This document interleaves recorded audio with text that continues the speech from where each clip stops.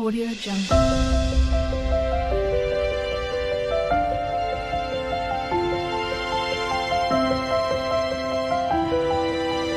Audio Jungle. Hello అండి, నమస్తే. ఎలా ఉన్నారు? అందరూ బాగుండాలి, అందరిలో నేను ఉండాలని కోరుకుంటూ నేను మీ దేవిని. Welcome back to my channel DSDJ daily blog. కొత్తగా చూసే వాళ్ళైతే సబ్స్క్రైబ్ చేసుకోండి. సబ్స్క్రైబ్ చేసుకున్న వాళ్ళకందరికీ నా ధన్యవాదాలండి. ఇప్పుడైతే కార్తీక పౌర్ణమి రోజు ఈ బ్లాగ్ అండి, చిన్న మినీ బ్లాగే. ఏం లేదండి, ఆ రోజంతా ఇంట్లో అయితే దీపాలన్నీ పెట్టుకున్నాను అనమాట. ఇంకా పిల్లలైతే ఇంకా ట్యూషన్కి మా బావ వెళ్ళాడు. ఇంకా అమ్మాయిలిద్దరూ కూడా చదువుకుంటున్నారనమాట.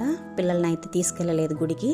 మా వారిని అయితే తెల్లవారి నుంచి అడుగుతూనే ఉన్నానన్నమాట, గుడికన్నా తీసుకొని వెళ్ళండి, అక్కడ దీపారాధన చేసుకుంటాము అని చెప్పానంటే ఏమో చూద్దాంలే, నాకు పని ఉంది అట్లా అని చెప్పుకుంటూ ఉండిపోతున్నారు. ఆ రోజు మాకు వర్క్ జరుగుతుంది కదా మిద్ది పైన. సరే ఇంకా అని ఇంకా వర్కర్స్ కూడా వచ్చున్నారు. ఇంకా అప్పటికి వెళ్తున్నారనమాట, 7:30 వరకు చేశారనమాట. వెళ్తున్నారు అప్పుడు వర్కర్స్ కూడా. ఇంకా వాళ్ళని పంపించి చూద్దాంలే అని చెప్పారనమాట. సరే ఎట్టయినా సరే తీసుకొని వెళ్ళాల్సిందే అని చెప్పి నేనైతే మొండిగా రెడీ అయిపోయాను. సరే ఆయన పని అయినాకనే వెళ్దాంలే అన్నట్టు ఇంకైతే నేను ఆయన వర్క్ అయినాక వాళ్ళందరినీ పంపించిన తర్వాతన్నా తీసుకొని వెళ్ళు అని చెప్పి అన్నానమాట. సరే పద అని చెప్పి అప్పుడైతే వెళ్తున్నారు వర్కర్స్, బయట ఇంటికి వెళ్తున్నారనమాట సాయంత్రము. ఇంకైతే వెళ్తున్నానండి నేను దీపారాధన చేసుకోవడానికి. అదే చెప్పాను కదా, ఒక బ్యాగ్ అయితే రెడీ చేసుకునేస్తానమాట నేను. కార్తీక మాసంలో వెళ్ళేటప్పుడు పూలు కొన్ని పెట్టుకొని బయలుదేరుతాను అనమాట. ఆ బ్యాగ్లో టెంకాయ అట్లా. ఇంకైతే ఏ గుడికి వెళ్దామా అనుకుంటూ వెళ్తుంటే ఇంకైతే ఇక్కడ జీవకోన ఉందండి. ఇంకా ఈ జీవలింగేశ్వర స్వామి ఆలయం అనమాట, జీవకోన అంటాము. ఇక్కడ పెద్ద శివాలయం ఉందండి. ఇక్కడ కూడా నీళ్లు పడుతూ ఉంటాయన్నమాట. అక్కడ కొండ మీద నుంచి దారులుగా నీళ్ళు వస్తూ ఉంటాయి. మునిగే వాళ్ళు మునగచ్చు. అలాగా దీపారాధన అయితే చేస్తారు. శివలింగాలు అన్నీ ఉంటుంది. బయట కూడా చెట్టు, ఉసిరి చెట్టు, ఇట్లా మారేడు చెట్టు, ఇట్లా అన్నీ కూడా ఉంటాయి. ఇంకైతే ఎంత చీకటిగా ఉందో చూడండి. కనీసం ఇంకైతే ఎంత జనం ఉన్నారో ఒక్కసారి మీరే చూడండి. ముందర అయితే ఎంత జనం ఉన్నారో. ఇంకా సరే అక్కడికి వెళ్దాంలే అని చెప్పి అనుకుంటూ బయలుదేరాము. దిగి వెళ్తున్నాను. ఇంకా అక్కడే ప్రమిద, ఆయిల్, మంచి నూనె, ఇంకైతే 365 ఒత్తులు తీసుకున్నాను మా వారి చేత వెలిగిద్దామని. ఇంకా నేనైతే ఇంతకుముందు వెలిగించేసాను. ఇంకా ఆయన దగ్గర వెలిగిద్దామని చెప్పని ఇంకైతే తీసుకున్నాను బయట. ఇంకా ఇక్కడ వెళ్తుంటే అక్కడికి వెళ్దాం పదండి అని చెప్పి గుడి దగ్గరికి వెళ్దామని అంటే ఇక్కడికి వచ్చి ఆగిపోయారనమాట.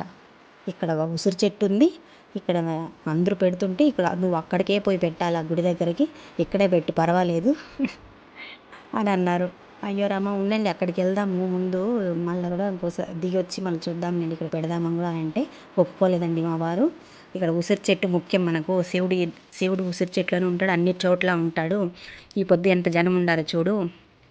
ఇప్పుడు ఆ గుడి దగ్గరికి వెళ్ళాలా, ఆ గుడి దగ్గరికి వెళ్ళాలంటే టైం అవుతుంది. పిల్లల్ని వదిలేసి వచ్చి ఇక్కడికి 8:30 అవుతుంది టైము. అందరూ పెడుతుంటే నీకు ఒక్కదానికి అక్కడికి వెళ్ళే పెట్టాలి, నువ్వు ఇక్కడ పెట్టు పర్వాలేదు అని చెప్పి మా ఇద్దరి వాదన అనమాట అక్కడ. ఇంకా అక్కడ లేడీస్ కూడా పెడుతూ ఉన్నారు. ఉసిరి చెట్టు కింద దీపం అనమాట. పెట్టాను మొత్తానికి అయితే పసుపు కుంకుమ అంతా పెట్టుకొని ఇంకైతే ఆ విధంగా ఒత్తులకి కర్పూరం రాసేసి ఇంకా నూనె అయితే వేసి అలాగా రెడీ చేశానండి. నేను వెలిగించలేదు, మా వారి చేత వెలిగించానమాట. అలా అంటారండి మా వారు. ఏం చేసేది, ఇంకా మనకు తప్పదు. ఆయన పని, ఆయన వర్క్ ఇలానే ఉండిపోతుంది. చిత్రగుప్తుడి లెక్కలు అయితే రాసుకుంటూ ఉంటాడు. వర్కర్స్కి ఏమేమి డబ్బులు ఇచ్చినాము, ఎంత ఖర్చు ఏమనేదని పావులా కూడా రాసి పెట్టుకుంటూ ఉంటారనమాట. సర్లేండి, ఒకరు ఖర్చు చేసినా ఒకరు ఇట్లా పొదుపు చేసే దాంట్లో తప్పేం లేదు కదా. అలానే ఉండాలి కదా సంసారం అంటే. ఇద్దరు ఖర్చు పెట్టుకుంటూ ఇద్దరు ఇలా ఉంటే కష్టం కదా అని చెప్పని ఇంకా ఆయన చెప్పిన ప్రకారమే నేను వెళ్తూ ఉంటానన్నమాట. అలా అయింది. సరే ఇంకైతే నేను ఇబ్బంది పెట్టను, అడుగుతాను, 4-5 సార్లు అడుగుతానమాట ఎక్కడికైనా సరే అని. ఇంకా ఆయన ఒప్పుకోలేదంటే గమ్మున అయిపోతాను. నేను బలవంతం చేయనండి ఎక్కువ మా వారిని. ఇంకెందుకంటే పాపం మగవాళ్ళకి చిరాకు అనిపిస్తుంది, కోపం వస్తుంది. ఆయన వర్కులు, ఆయన పనుల్లో ఉంటారు కాబట్టి. ఇంక ఇంటికి కూడా గుడికి తీసుకొచ్చేది నాకు అంతే సంతోషం అయింది. ఎందుకంటే ఇంకా దేవుడి గుడి దగ్గరికి పోకపోయినా మనం ఈ ఉసిరి చెట్టు కింద ఎక్కడైనా సరే ఆత్మ ప్రదక్షిణ చేసుకున్నాను. ఇంకైతే నేను గుడి చుట్టూ, ఆ చెట్టు చుట్టూ చుట్టలేదులేండి. ఇంకా మా వారైతే చుడుతున్నారు, ఉసిరి చెట్టు చుట్టూ చుడుతున్నారనమాట. దీపారాధన చేసేసి దీపం పెట్టేసి ఇంకా అక్కడ ఒక నిమిషము చూడండి మీరే. అలాగనే ఎంత చీకటిగా ఉందో. ఆ గుడి గోపురం ముందర నుంచే లైట్లు ఉన్నాయండి.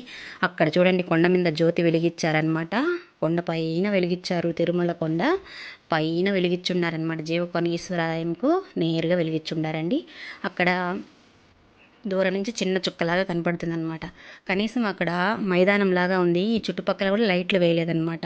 చాలా చీకటిగా ఉంది. ఆ గుళ్ళ వరకు పెట్టేసుకున్నారు లైట్లు. ఎవరైనా ఈ వీడియో చూసిన వాళ్ళైతే తప్పకుండా ఆ మైదానంలో కూడా లైట్లు వేయండి. సాయంత్రం ఫోల్స్ బిగించండి లైట్లు. ఎందుకంటే పాపం ఎంత చీకటి అనిపించిందనుకో అక్కడ చుట్టుపక్కల కొంచెం ముళ్ళ చెట్లు కూడా ఉన్నాయన్నమాట. ఎక్కడ తొక్కేసుకుంటామని నాకైతే భయపడి, మా వారైతే చుట్టేశారు కానీ నాకైతే భయం వేసింది. ఇంకా నాకు డ్యామేజ్ అయితే నేను ఇంట్లో చేసుకోలేను కదా అనేసి ఇంకా అయితే నేను దూరం నుంచి దేవుని దండం అయితే పెట్టుకున్నాను. గుడికి అయితే లోపలికి వెళ్ళలేదులేండి. మీరు అనుకునేరు, నేనైతే గుడి లోపలికి వెళ్ళలేదు. ఇంకో రోజు ఎప్పుడైనా ఖాళీ టైంలో వెళ్తాను. ఆ గుడి ఎప్పుడు ఖాళీగానే ఉంటుంది. ఈ ఈ కార్తీక మాసంలోనే జనం ఉంటారనమాట. సరే, నాకైతే దూరం నుంచి అక్కడ చేతితో చూపించేశారనమాట జ్యోతిని. అవి చూసేసి ఇంకైతే బయలుదేరుతున్నానండి. ఇలా చూపిస్తారనమాట మా వారు. దర్శనం అయితే చాలా బాగా చూపిస్తారు. నాకు అదే ధన్యమైపోయింది. ఇంకైతే అక్కడి నుంచి చూసుకొని ఇంకైతే బయలుదేరానండి ఇంటికైతే. ఈ నా వీడియో నచ్చినట్టయితే లైక్ చేయండి, షేర్ చేయండి, సబ్స్క్రైబ్ చేసుకోండి. ఇట్లుంటుందండి మా వారితో. మరొక వీడియోతో మళ్ళీ కలుస్తాను. ఈ కార్తీక పౌర్ణమి ఇలా జరిగింది.